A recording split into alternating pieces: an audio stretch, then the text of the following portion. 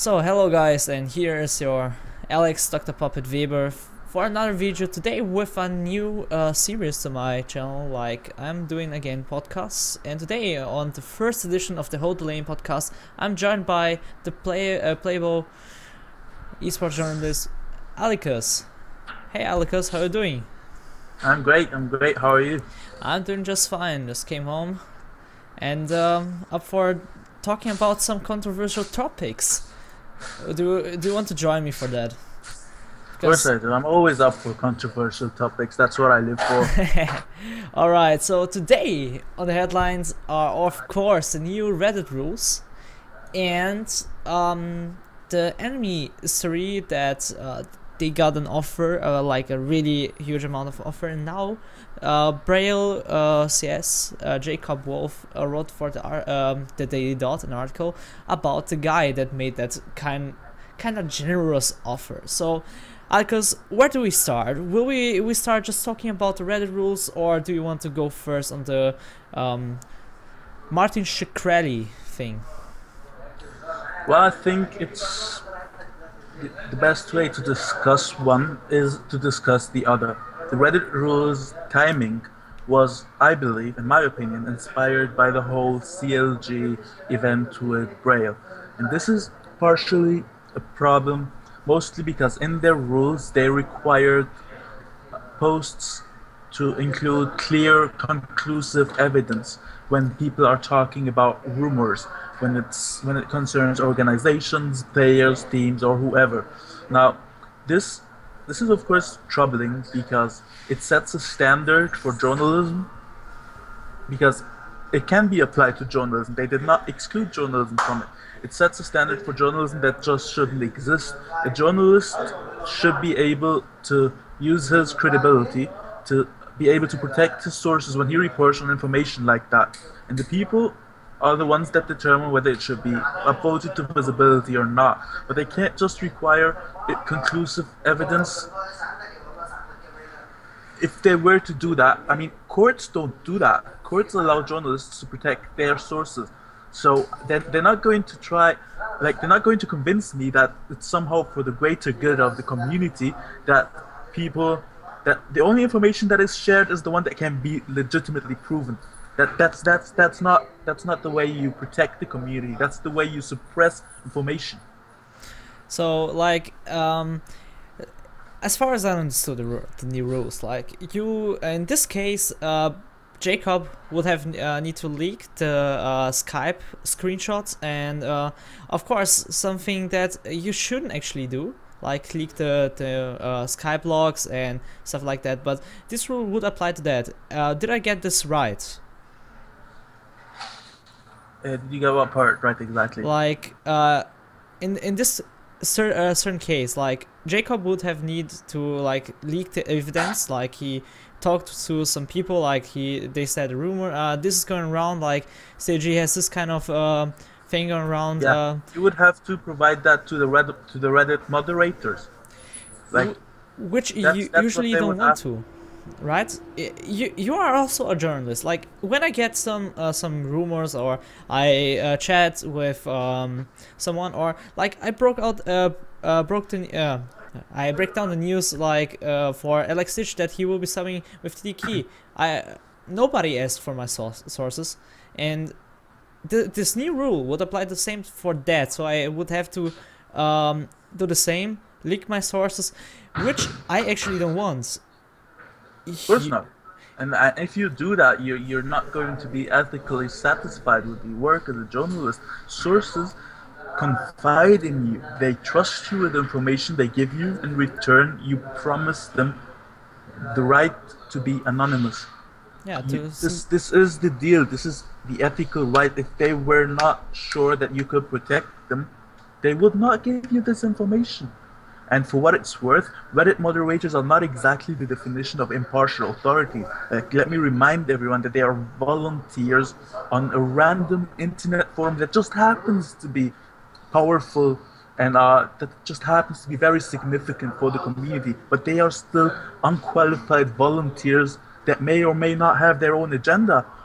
You cannot just put people's careers in jeopardy just because they want to suppress, or just because they want to control information that's not something they should have the right to do. Would that rule? Do you think that rule has something to do with the recent Richard Lewis fiasco? It's like more on the timing with this recent fiasco, like the CLG and Braille's story. I definitely think the Richard Lewis situation played a role, because now they're in a very tricky situation. They have to make, like, people are accusing them of discriminating against Richard specifically. So now, of course, they are not forced, but they sort of have to exercise a harsh hand against journalists to make it seem like they are being fair. Yeah. So this is what they're doing. So this could be like really bad for us. Like, if I think that way, if they go through with these rules, like they aren't official, right? Are they already official? I can't. Yep, they're not official. They're not official right now. So all right, so it's a draft. So if this comes through, this would really hit us in the ass. Like, literally, we couldn't provide information. We couldn't write anything on rumors on the subreddit. Well, we could write but not post them. And actually, we need the subreddit to reach out to people. Like, we have newer subreddits coming up right now, but still, the big mass is still on our League of Legends. And so this would ruin the career for every esports journalist. Do you see it that way as well?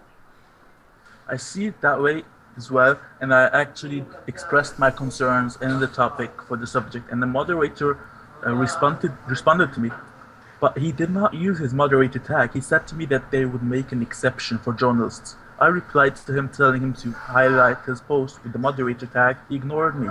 I fear that they're just giving this promise on the download so that we shut up, but they still haven't clarified it in the rule set, that they would not really require this sort of evidence from journalists, like that journalists can say sources informed us, and they would leave that. So I think it's very problematic for journalists, but realistically, I don't think they're going to remove articles based on lack of evidence. But what I think they're going to do, and what we should be worried about, is that they are not allowing people to link to Reddit threads anymore unless it's with a no participation link. Now, this is even worse. Like, so just because I just skimmed the rule set again, and you already mentioned that, like, the no participation link is like, I don't get it, to be honest. If I go to Reddit and see, oh damn, I want to share this with my friends, I'm not doing this to promote the article, I'm not doing this to promote the content, I'm not doing this to promote myself, I'm just sharing something that I found it was cool, it was a good read, it was something nice to see. Like, I want to share something I like with my friends. Like, if I see your, I don't know, you just wrote the article about Fusion, right? I read that, it was a good read. Why should I share the discussion in the comment section down below with my friends so they can take part of the discussion? Like, if I share a link, I'm not basically sharing to get more views. Like, this doesn't mean that I'm forcing someone to upvote the post. I'm not saying anything that he should participate. But if I share and he, oh damn, that's interesting, he sees my post and wants to take a look, he shall. I mean, what's the problem with that? If this is such a problem, why do we have links for the Reddit post? Like, there's even a short link on the sidebar. Like, why shouldn't we just share that? Like, it makes no sense at all for me. What do you think about that? I feel the same way, honestly. Like, even though I don't really share links to my own content, but when I do, it's usually because people can't really discuss an article on Twitter with the 140 character limit. Reddit is a platform for people to go and elaborately discuss things. So when I for example, share, or when other people share a link to their content on Reddit, usually what they do is they invite people to discuss it on Reddit, to invite people who, there will be people that follow them that will criticize it, there will be people that follow them that disagree, there will be people that like it and upvote, but you can't hold the person who shares the link, you can't hold that person responsible for what others are doing. Yeah. Doesn't make sense. This is why I never really agreed on the whole Richard Lewis's vote manipulating thing, and that now they're implementing this rule in order to prevent vote manipulation, when all they're doing is just turning people away from using that subreddit. Yeah, that's definitely true. And I mean, I saw in a few videos before, like mostly of the few people that were mentioned in downvoting people's content just to upvote theirs.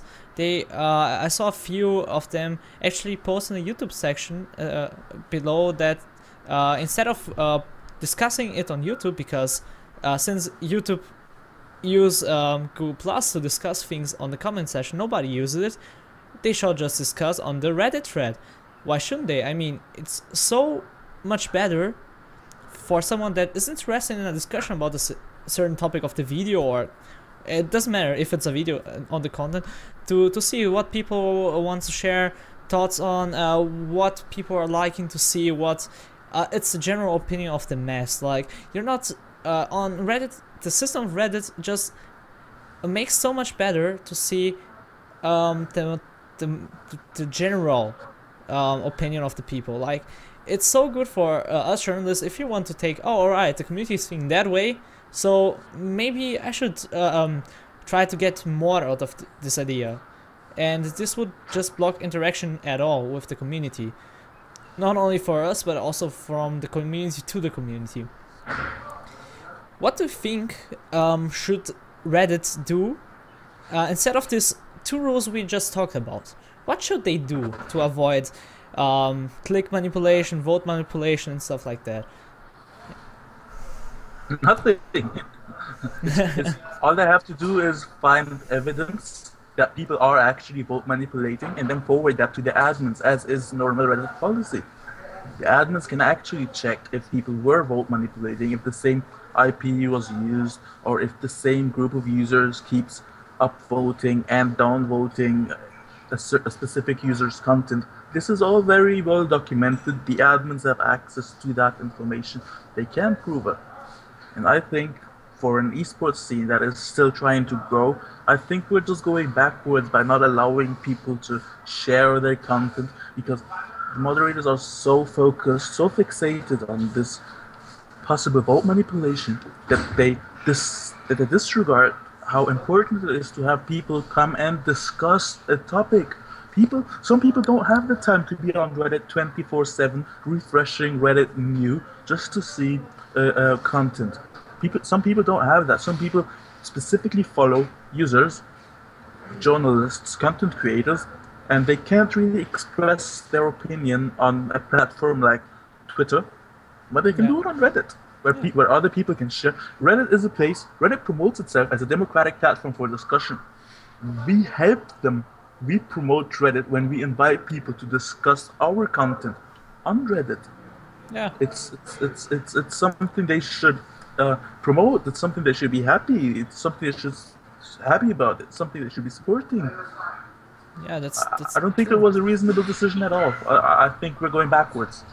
Yeah, definitely. I can only agree with that, because now we got, in my opinion, one of the best journalists we have in our scene around here. Content's banned from the subreddit, which is a big loss, in my opinion. We had already a lot of stories with vote manipulation, but if it's vote manipulation, they should ban it and but not hurt the people that are innocent, right? So Reddit, please think about the rules again before making that draft real, because we could really do a step behind and well, get to the infancy again. So let's go a bit further for the to the article, because the new Reddit rules also say that posts shouldn't be like violating any rules of hurting someone's name and stuff like that. And you could also talk about how this whole CLG fiasco would hurt Hotshot GG in a sense. But what's your take on this? Before I say anything, what do you say? My take on CLG? Yeah. On the CLG story? Yeah. Okay, so what I think about the CLG story is that I think CLG did wrong by abusing their social media power to suppress that report, to attack Jacob Wolf, to discredit him. Obviously they got defensive because they were under attack, which is understandable. But when they are a top tier organization, they should have better PR. Hotshot has been having rather poor PR lately, the way he's been behaving on the CLG subreddit or on our League of Legends subreddit itself, especially because of his background with Jacob Wolf, dating back to the Corey story, where Rail, as in Jacob Wolf, essentially reported on a rumor of Corey being approached by CLG, and Hotshot reacted to this by denying it and promising that he will do everything he can to discredit Daily Dot and Jacob Wolf. Now, first things first, the Corey story. I know for a fact that Corey received an offer from CLG. Richard Lewis recently confirmed this in his video. The story was not fake. Several journalists heard about this. Jacob Wolf reported on it. Now, what essentially may have happened is that the offer he got was not necessarily directly from Hotshot, but it was not a fake story. I don't even think that there was any fake story ever reported by Jacob Wolf, and I would challenge anyone to dig up anything. No, I think he's a very solid reporter. Totally. Yeah, but I lack the facts on this specific situation. I don't know what happened with Stixay. I don't know about his contract. I barely know anything about CLG Black, no offense, but I don't really research things about teams that get relegated from the challenger scene. Okay, so but what happens is that what I find really interesting is that so many people from CLG made a statement, except Stixay himself. Yeah. So how do people attack Jacob Wolf, saying that he claimed something false, when not even the player spoke up against him? Don't you find that strange at all? That nobody, it is. Everyone is talking about the player, but he didn't say anything. It's almost like his silence is worth something. I'm not accusing CLG of anything. I don't know what happened. But for an audience, for Reddit, to make judgments on one side, Jacob, or on CLG, without having incriminating evidence, is just complete horse shit. Come on, grow up, people. You are supposed to be looking at information and making judgments for yourself. Jacob Wolf is a journalist. He reported on a situation inside CLG. CLG made self-serving statements about it.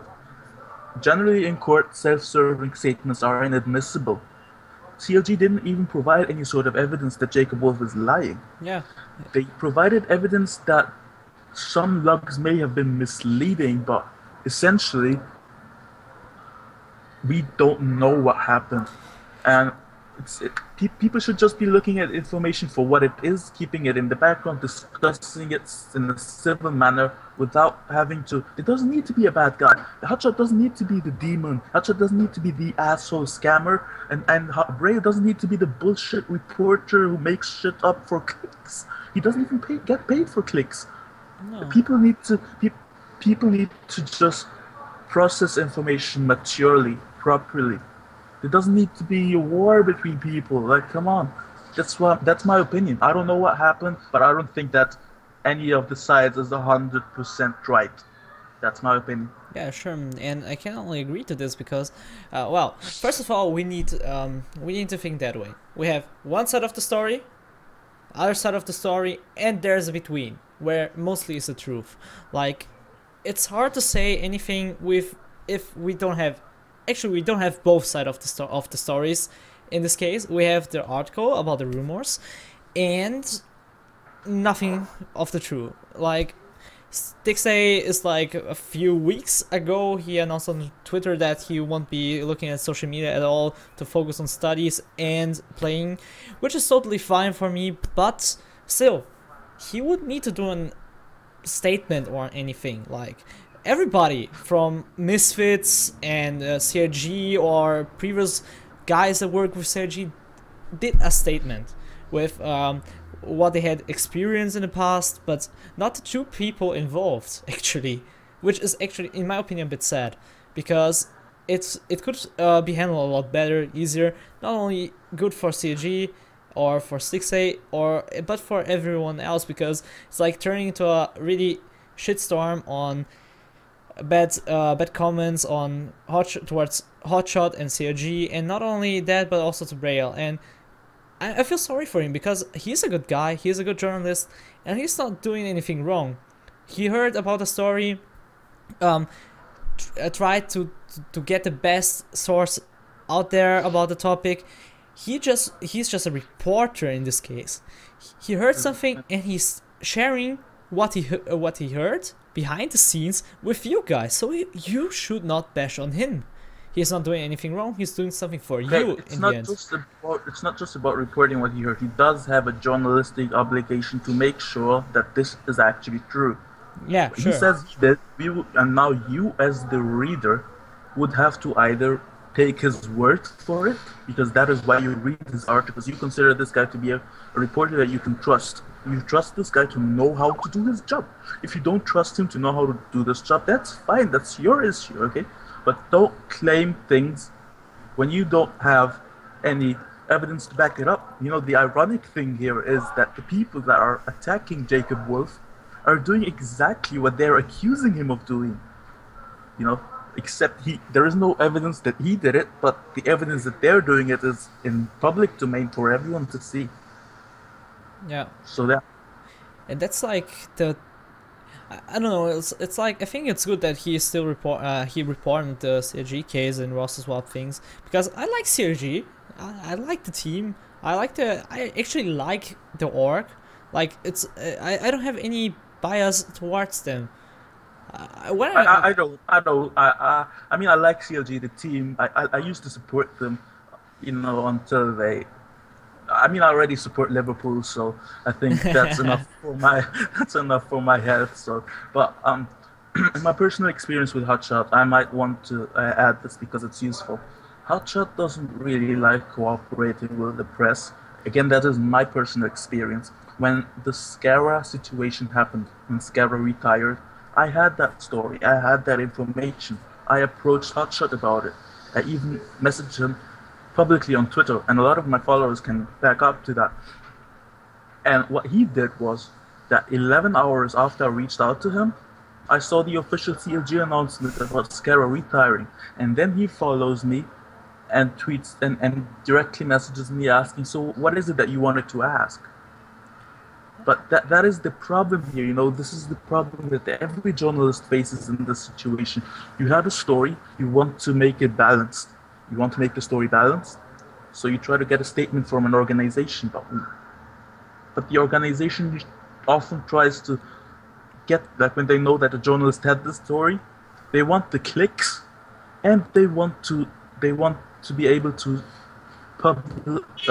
make the story public according to their own narrative, to their own agenda. So what organizations usually do when they find out that a journalist has a story on them is they tell him, okay, we'll make a statement to you in an hour, 2 hours, 3 hours, whatever. Then they rush out the story on their website, they make their own statements, they do whatever, and they fuck over the journalist. So this is part of why journalists often don't have comments or statements from organizations in this matter. And this is why I can understand that Jacob made this public without having a response from Hotshot GG.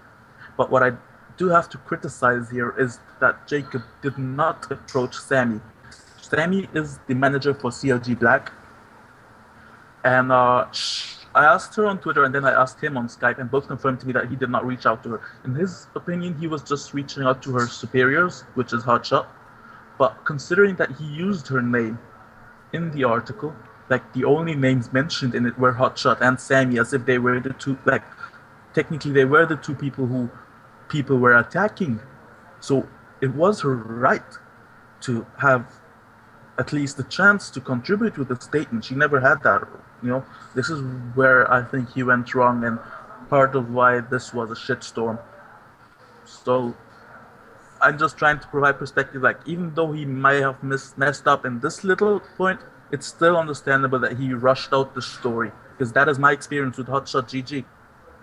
That's all. Well, in general, if a journalist asks you as a manager and owner of an organization, you should be at least be able to say something. We are gonna do a statement about that soon, like, or it doesn't even matter, just say something. I'm sorry, I can't give you whatsoever reason. But not reaching out is the worst thing ever, because you're letting everyone in the dark, and this only can go worse, as we are seeing right now. And yeah, the strategy is basically he doesn't comment on the story, he lets it go public, and then bashes it. That's what he does. It's the second time in a row now that Hotshot did not refuse. It's not the second time. It already happened in the past. Not only with Jacob Wolf, but I remember a lot of comments of Hotshot just bashing on a story that I won't say any names, because I don't know which story, which writer, which site, and where he was bashing on something. Like, for me as a journalist, I don't mind seeing that, because it's like even more something to write about, even more to cover. But it's not good for everyone in the work environment we're trying to build here. We're trying to build a stable relationship from journalists to organizations, from sites to organizations, and in between, of course, for the community as well. But in general, if now that I'm starting as a esports journalist, I reach out to many people just to talk about a few topics like Jacob, and how to get better at actually approaching organizations so I can provide better content, right? So the thing is here, where's the point where it needs to stop like this? In my opinion, it is now and forever. Like, people should be trying to be more professional than they are already. Like, we are going a step far ahead, even if we think about the next topic we could talk a bit about next, like the whole Esports thing with the offer for $1.2 million. Esports is getting mainstream. Actually, we're not this small scene anymore, where a few guys that have that got sponsors or have a lot of money or are here from the beginning start building something up. We're getting big. We have to build stable relationship in a stable work environment so everybody can work with it. So now that I mentioned the last topic of this first podcast, actually, so sorry again, we had just a little disconnect right now with Skype, and yeah, we're back here, and our topic now will be the enemy esports story. Like, for the people that didn't read the article I wrote, or what Alex wrote on Twitter, or Braille even reported Leslie with that, and it was more like that. Enemy esports manager Shkreli got an offer from someone big, offering him for his League of Legends team and an LCS spot $1.2 million. Like, what the hell, $1.2 million? Who wouldn't accept that amount of money? Well, Shkreli didn't, because he wants to keep on doing his thing and continue doing his stream at Enemy, because Enemy is a family and he doesn't want to sell it.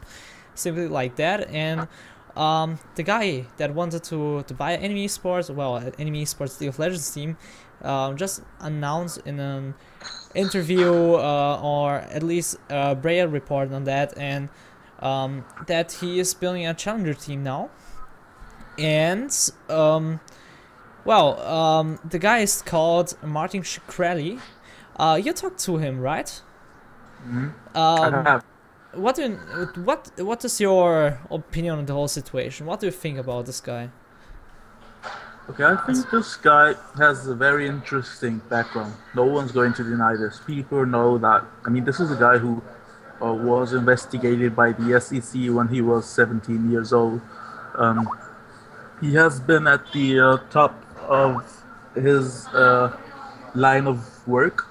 People know him when it comes to pharmaceuticals. He's a known name. He's young. He's ambitious. He's a genius. I've digged into his background.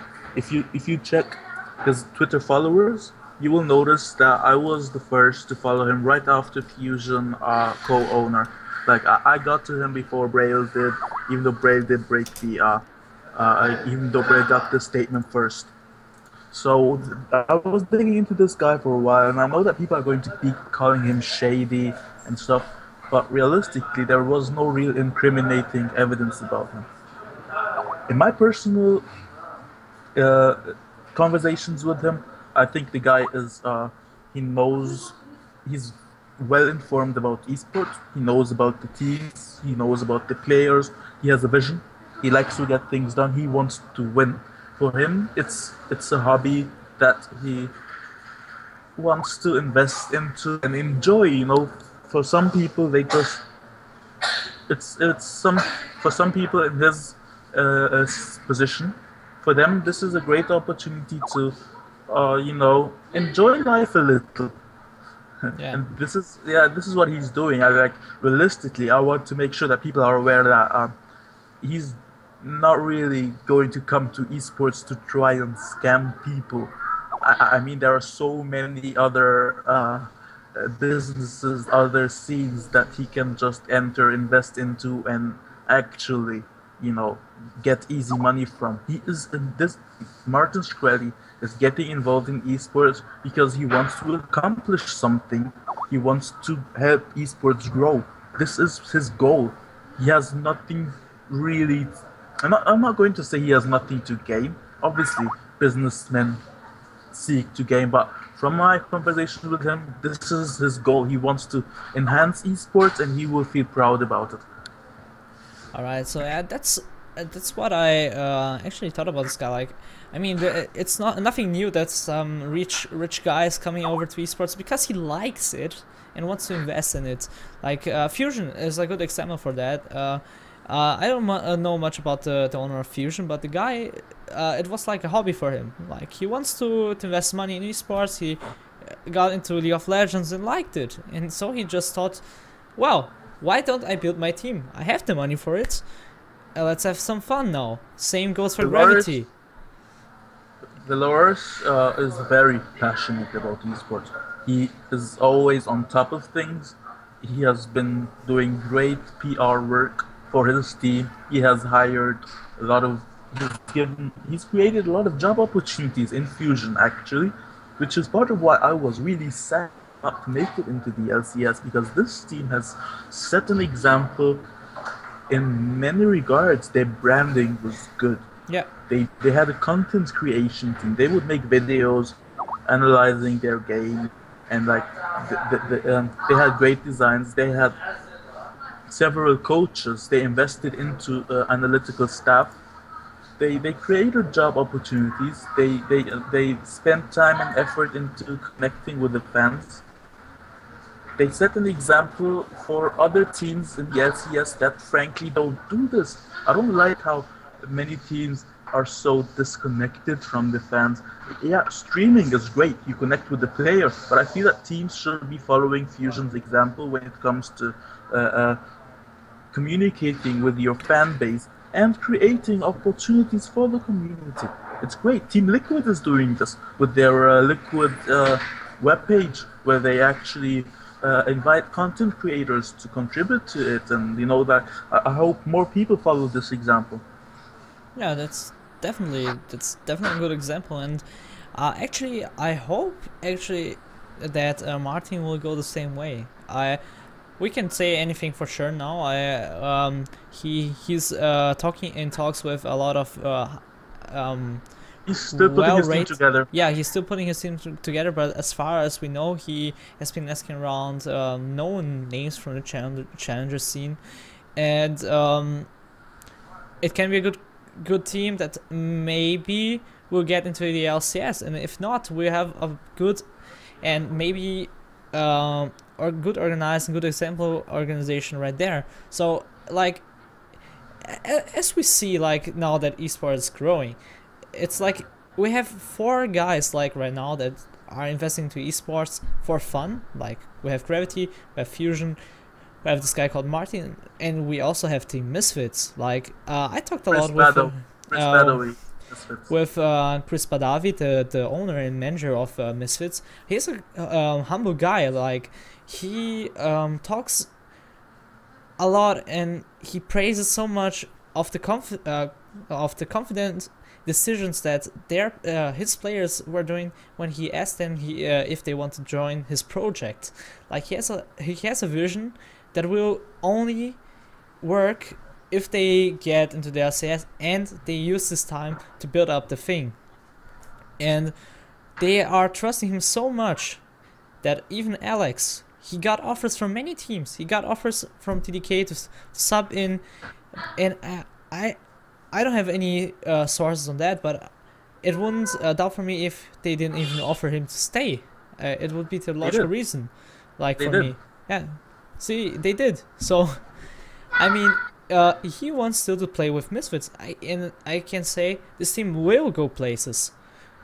They have a solid lineup and they seem to have a really good management. So they are ambitious. They are ambitious. They are very ambitious. They have a promising lineup. I do think it's great for the North American scene because it raises the bar for talent in the challenger scene. But other than that, I'm not really going to comment much about how far they will go. It's not really my strong suit to analyze how teams will do. But then again, nobody really predicts how things will unfold. I can say from talking and interviewing with Crumbs and Alex Itch has history, and the 3 players that are probably joining them on their journey are really good players. And to be honest, every team with LCS veterans that have been playing a lot and for long times, like Alex Stitch and Crumbs, should be at least be able to get a spot. Like you saw in Europe with Origin, Xpegas team, and the same should go for Misfits.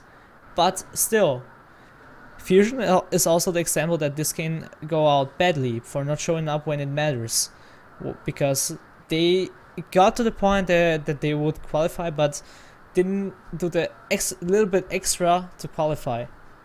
And it can also turn out that way, which is sad, because like you mentioned before, and I like Fusion. I like the players and like the org. And this also can go for Misfits. But still, on paper, they look good. So, see what happens. But before we close out the podcast, let's go a bit back to the Martin Shkreli story. And when this articles, and I read one on Gold Pretend today. I don't know the writer or the name of the article, but it was about Martin Shkreli, just saying that people shouldn't be too hyped about him, because we still don't know much about him.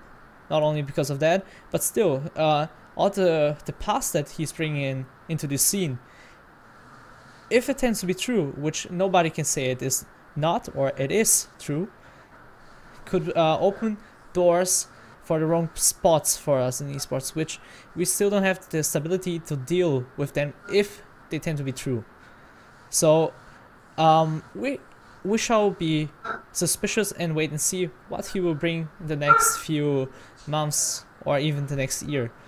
Like, maybe he's a good guy and it's just some story that someone threw out around, some rumors, but we can say really nothing about it. What do you think about that? I think it's healthy to be skeptical. It's healthy to have a mindset where you don't really take in information as fact. It's good that people are suspicious. that's good. I support that. Even when I post articles and people are skeptical, you know, I understand this. But we draw the line when it comes to accusing people. You can't really say this is the bad guy because blah blah, you know, you don't have evidence to back it up. You want to be suspicious? Fine, that's your right. But don't try and turn people against someone when you don't have any evidence to turn this person into a target, to turn him into a villain. You know, this is where the line should be drawn. It's fine to be skeptical. I'm not asking you, or nobody is asking you to support this guy and say he's the best. Yeah. But the line should be drawn at you don't know his intentions. That's fact. Be suspicious and wait and see, right? This is obviously my point of view, and I'm sure that not just Shkreli, I'm sure that if any owner were to do something really shady, you know, if he were to do something, scam a player, not pay, make a very brutal contract or anything, I'm sure that we have the esports journalists that are capable of reporting on this. And obviously, I think esports journalism as a whole has been gradually being taken more seriously. Even though the Reddit moderators aren't taking it as seriously, but the people are realizing, okay, there are these journalists, people trust them and their sources, so they are being approached to the information. So I'm sure that if anything will happen, I can assure you that journalists are doing their best to get this information and report on it. When that happens, feel free to attack these people as long as evidence is presented. That's my opinion. Yeah, sure. Can only agree on that. So I think we can rely on us journalists to break up a story if something does happen. Sure, that's break the story. Yeah. Yeah, and I think we will see what it's all about him in the next few months. He's building a team and he'll bring an organization to play. If it's his own or he ends up buying anything, we'll see. I mean, in the end, it's only more money in the esports scene, which can be bad in any sense. If it turns out up to go wrong, we can do something as a community against it. I mean, we are all here, and if you want to support him, feel free. If you want to support him, go ahead. Time will tell. So, Alkas, thanks for joining me on this first edition of the Hold the Lane podcast. I hope to do more work with you in the future. And, well, before I end up the show, do you have any shoutouts left?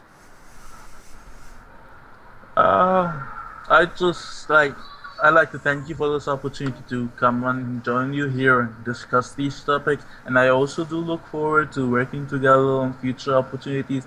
I'd just like to give a shout out to everyone who supports not just my work, but just supports people that actively create, not just create content, but just support people that actively contribute to the esports community. It's a scene that is still young and growing. And without you people, frankly, our work wouldn't pay off. So keep being awesome, and we really appreciate you. Yeah, that's all I have to say. Can only agree with that. I mean, I'm still new here, and if you were watching this, thanks so much. It really means a lot to me. And wow, so guys, I hope you liked the video, and if you liked it, just share your thoughts and comments down below. If you want to give me a feedback, you can thumbs up if you liked it, or thumbs down if you didn't. And if you don't want to miss out any action of me and